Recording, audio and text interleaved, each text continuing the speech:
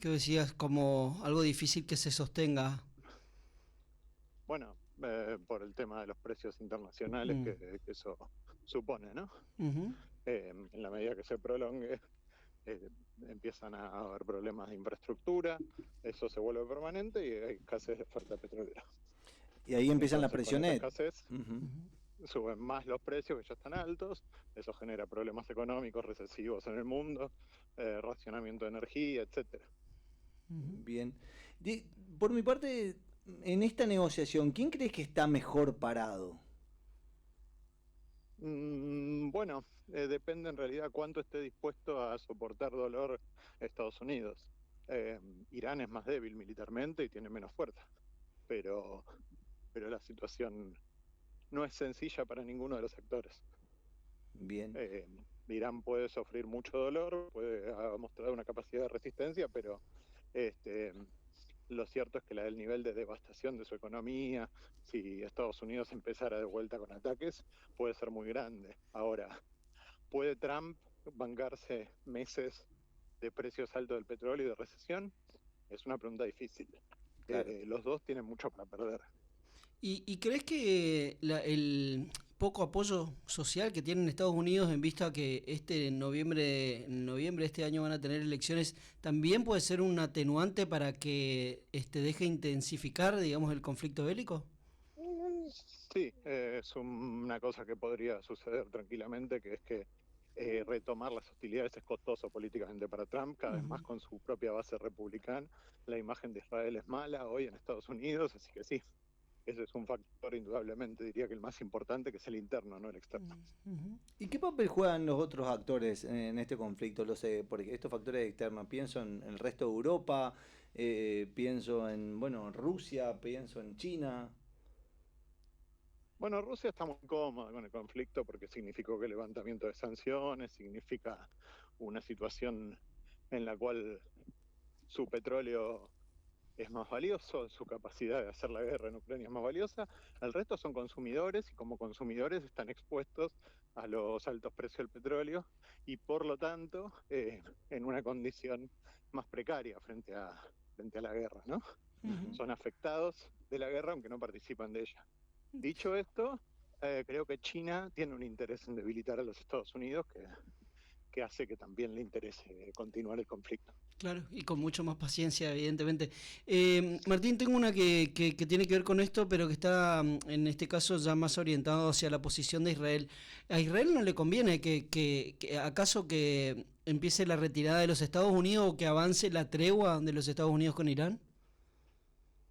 Bueno, depende cuál sea el acuerdo, si hubiera un acuerdo, pero sí, en las condiciones actuales creo que la situación de Israel no es la Mm, ideal, ni mucho menos, en el sentido de que inició una acción de ataque, una acción ofensiva, eh, con la idea de debilitar fuertemente a Irán. Irán mostró una capacidad de resistencia. Si eso terminara en un acuerdo, bueno, creo que no sería un acuerdo que a Israel vaya a agradarle del todo. Si bien Israel es un país que se mueve con arreglos siempre parciales y precarios, quiero decir, avanza, es un país que está muy acostumbrado al conflicto constante y pueden decir que lo que ganaron es un Irán debilitado momentáneamente, pero bueno, si hubiera un acuerdo a largo plazo, creo que es más complejo para los intereses israelíes. Israel fue dejado de lado en la negociación de la tregua, así tal que cual. es una situación compleja. Veo que, no sé, me parece, leyendo entre líneas, como que no crees que esto pueda llegar a escalar, a tener una escala mayor. O sea, veo como que, según lo que interpreto, todos están recalculando mucho. Puedo que sí, puede pasar, porque no es el interés de ninguno, Ajá. pero lo cierto es que es tan precario el nivel de arreglos que puede haber y las líneas rojas, lo que cada uno quiere obtener después de la destrucción y los costos que pagó por la guerra, es más grande de lo que eh, normalmente uno esperaría de una negociación. Ahora, en la medida en la cual prime la racionalidad, lo que nos vamos a encontrar es con un acuerdo, sin dudas, porque Irán no está para soportar la destrucción. Irán pierde militarmente, pero gana políticamente por su capacidad de resistencia. Y Estados Unidos dice lo contrario. Entonces, creo que para ninguno de los actores es conveniente que el conflicto se prolongue. Ahora, ¿qué quieren? ¿Cuál es el costo hundido, digamos, que ya pagaron por la guerra? Y por lo tanto, ¿qué quieren obtener de ella? Bueno, estamos medio en el juego de la gallina, ¿no? El que guiña primero. Claro. Entonces creo que ahí hay una complejidad. Resaltábamos un poco en la charla esta cuestión de que a nivel interno de Estados Unidos muchos le está complicando esto a Donald Trump, sobre todo por las elecciones que tiene en noviembre. Y en Argentina está como muy alineado al gobierno de Trump y también estamos sufriendo el costo del aumento de combustible. También nos juega en contra estar tan alineados para el escenario político. Bueno, los precios del combustible no cambian con los alineamientos, pero ciertamente la racionalidad del nivel de alineamiento que tiene Argentina respecto de los Estados Unidos me resulta muy difícil de entender en términos de nuestras posiciones históricas en defensa de la resolución pacífica de controversias, en defensa de la legalidad internacional. Esta es una guerra que se inicia sin ningún tipo de fundamento en la legalidad y en el derecho internacional. La última de mi parte tiene que ver, en este caso, con la mirada sobre las elecciones en los Estados Unidos. ¿Qué se dice? ¿Que hay encuestas y cómo puede condicionar un escenario adverso electoral para Donald Trump en nuestro país?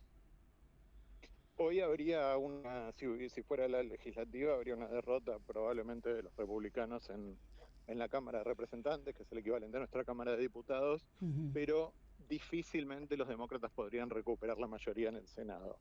En ese marco, se me hace difícil pensar que cambie demasiado para Trump. Un presidente ejecutivo es muy adepto a usar sus poderes de emergencia y con una mayoría conservadora en la Corte Suprema.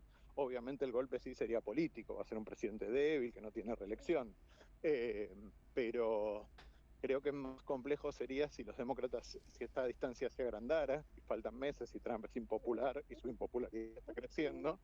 ¿Qué podría pasar si hay un crecimiento de la impopularidad de Trump y por lo tanto de los demócratas que lo lleve a ganar asientos que hoy son difíciles, como los de Texas, Ohio en el Senado? Me parece que en ese caso sí habría una dificultad grande para Trump para seguir adelante con el tipo de presidencia muy ejecutiva que ejerce. Estamos charlando En ese caso, por supuesto, para Argentina y arreglos como el del Tesoro sería muy complejo. Claro. Estamos charlando con Martín Shapiro, es analista internacional, abogado. Nos vamos a Hungría, que hubo un resultado contrario a Orbán, un cachetazo a Orbán en Hungría. ¿Qué nos podés contar respecto a estas últimas elecciones legislativas? Bueno, es interesante ese caso, porque Orbán era como un emblema de las nuevas derechas globales, el que gobernaba hace más tiempo, el que daba el ejemplo dentro de las derechas democráticas, que hablaba de las democracias no liberales, posliberales y liberales. Eh, y bueno, venía siendo imbatible en todas las elecciones y le surgió un candidato que venía del riñón de su propio partido, con un discurso conservador y que en el marco del desgaste del gobierno, del desgaste económico, consiguió, bueno, ganarle, posicionarse por encima de Orbán, salir de la lógica de la oposición que de pronto se amontonaba, pero obtener sus votos y, bueno, ser la figura del cambio. Eso es interesante también para pensar Ucrania, para pensar las relaciones con la Unión Europea, donde Orbán era el que aparecía en contra y por eso lo apoyaba tan fuertemente Trump y también Putin, ¿no? Era una confluencia interesante que había ahí. Uh-huh. Claro. Ahí anexo una pregunta, ¿por qué, cómo se entiende, siempre que estamos mirando la geopolítica, nos cuesta a los que estamos acostumbrados a la Argentina mirar de una manera polarizada, pero Orbán es muy amigo de Trump y a la vez tiene muy buena relación con Putin en Rusia, digamos. ¿Cómo se entiende ese alineamiento o ese espaldarazo que se tienen entre ambos países o entre ambos gobernantes en este caso? Bueno, hay que decir que Trump no es una figura antipática para Rusia dentro del contexto de que es presidente de los Estados Unidos.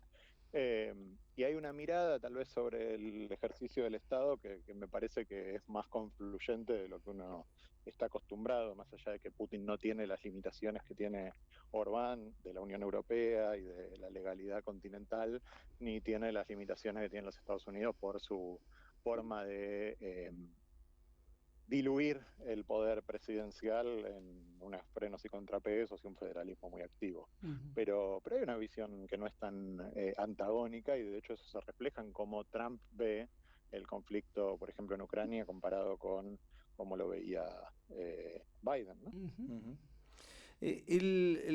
Quien lideró la derrota de Orbán, ¿qué nos puedes decir de esta persona? ¿Es un cambio más profundo? ¿Es un cambio simbólico? ¿Es también de derecha? ¿Es de izquierda? ¿Qué nos podrías comentar respecto? No, lo que decía, es una figura conservadora, un candidato de derecha, pero bueno, un candidato de derecha con otra mirada sobre la Unión Europea y en principio otra mirada institucional. Ahora, eso yo lo quiero ver y lo pongo por lo menos en cuestión en el sentido de su partido es muy personal y muy personalista y él no tiene el constreñimiento de haber llegado con el apoyo de otros partidos en términos de relevancia electoral. Él se puso por encima del sistema partidario de oposición a Orbán. Eso me parece un factor importante para ver cómo, si después va a compartir el poder y va a ir a echar atrás los cambios institucionales que hizo Orbán en su momento. Bien. ¿Cómo describís hoy la situación política de Perú? ¿Nos vamos para Latinoamérica? Dale. No, a ver, compleja. Es un país donde acabamos de tener una elección presidencial y la primera va a sacar 17 puntos y el segundo, que todavía no sabemos quién es porque no pueden ni contar los votos, va a estar en torno al 12%. Claro. Entonces es una situación problemática. Digo, hay una debilidad de las instituciones peruanas que solo se disimula por la fortaleza del Banco Central y de la moneda peruana, pero cuando uno piensa en las instituciones políticas están sumamente desprestigiadas, el Congreso tiene niveles de aprobación menores al 10% de la población, los políticos son representantes personales, casi todos, sacando a la izquierda y el fujimorismo, con lo cual, bueno, yo veo una situación política muy, muy compleja que a veces se disimula detrás de una estabilidad económica que no sé cuán sostenible será si esa estabilidad política se rompe. Por ejemplo, el presidente del Banco Central, que cumple 2 décadas, se va a retirar, y si el presidente del Banco Central se retira, ¿quién va a nombrar a alguien que tenga esa credibilidad? Claro. Bueno, además, creo muy complejo la situación. Y un país que está acostumbrado a meter preso a su presidente. Bueno, pues sí, por eso. Digo, hay que hacer una tarea de reconstrucción de autoridad que me parece que va a ser difícil, y ahí le veo alguna posibilidad, me parece, a Keiko Fujimori, de siempre fue definida por el legado de su padre, la votaban en contra para que no vuelva al fujimorismo, entre comillas, y hoy creo que hay una idea en la cual el fujimorismo está más normalizado y la idea de que se puede reconstruir algo de autoridad presidencial hace que sea más atractivo y no menos, particularmente si su rival es un candidato de izquierda como podría ser como Roberto Sánchez, ¿no? Creo que la situación va a ser compleja, bien compleja en términos de la segunda vuelta electoral y después de la gobernabilidad posterior. Claro, yo voy a apelar un poco más a tu mirada en cuanto a, ¿estamos en un momento más inestable del mundo o siempre fue así? ¿Qué región te preocupa a vos como analista internacional, te preocupa más? ¿Y qué señales nos recomendás que hay que mirar en los próximos meses?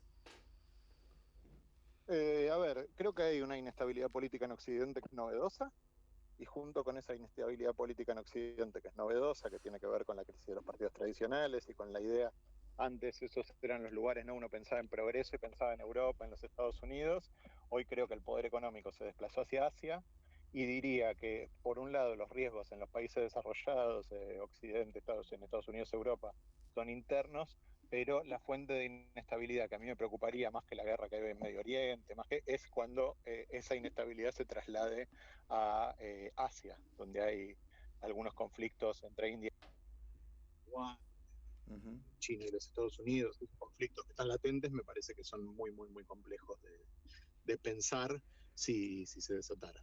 Yo miraría lo que pasa en Asia, tanto por lo económico como por lo político. Martín, muchísimas gracias por este tiempo, por la comunicación y la verdad y la amabilidad de habernos atendido una vez más. Un gusto, que tengan un muy buen día.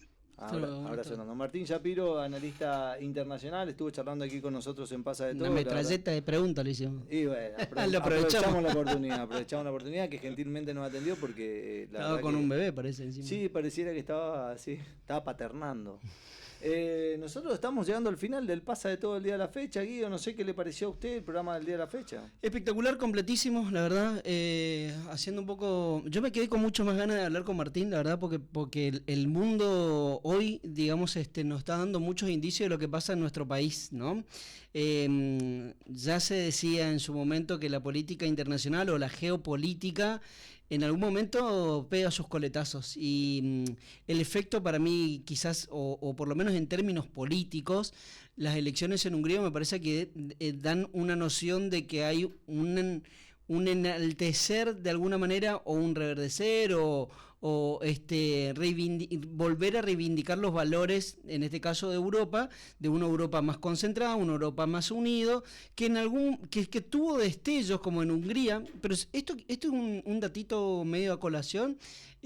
Orbán no era un líder de derecha radicalizada como el que conocemos hoy, entra mucho más moderado y más de centro, y después a través de los mecanismos que vio, que observó, como los movimientos en España de Vox, como los movimientos de Meloni, Le Pen en Francia, empezó allí a meterse en ese personaje que le fue dando un rédito electoral que fue avasallante en su momento, pero que ahora tuvo su fin. Y creo que esto también se está trasladando a otros lugares del mundo más allá de Europa.